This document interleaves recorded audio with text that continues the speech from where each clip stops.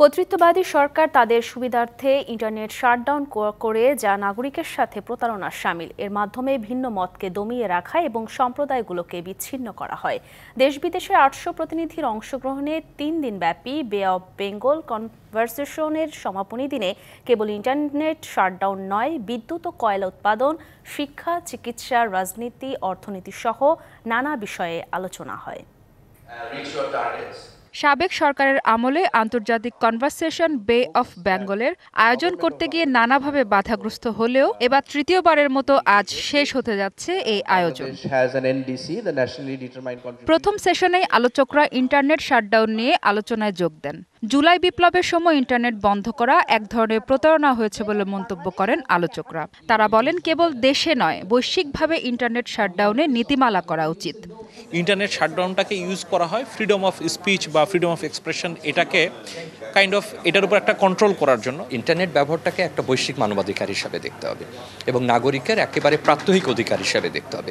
এইভাবে internet shutdown করা যাবে না। সবচেয়ে ভালো হয় যে জনগণ এবং সরকারের মধ্যে যদি একটা বোঝাপড়া হয় যে ইন্টারনেট শাটডাউন ঘটবে না।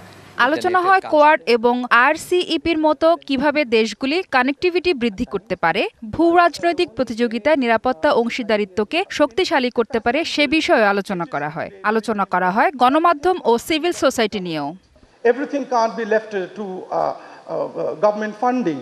Therefore, civil society can engage the corporate world, the government and the people at large and bring them together.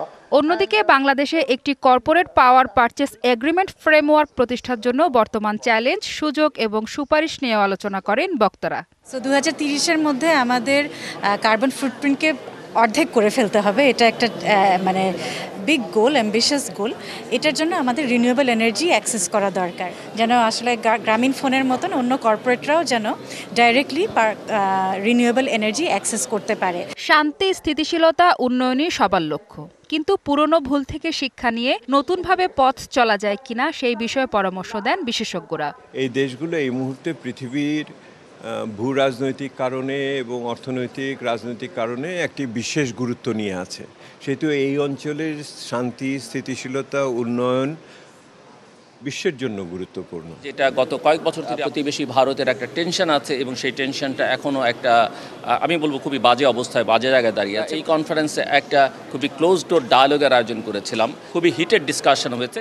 এছাড়াও 3 দিনব্যাপী আয়োজিত এই সেমিনারে জুলাই আন্দোলন সহ সামগ্রিক বিষয়ে নানা রকম সমস্যা ও সমাধানের বিষয়ে আলোচনা হয়। মাহফুজা বৃষ্টি, ডিভিসি নিউজ, ঢাকা।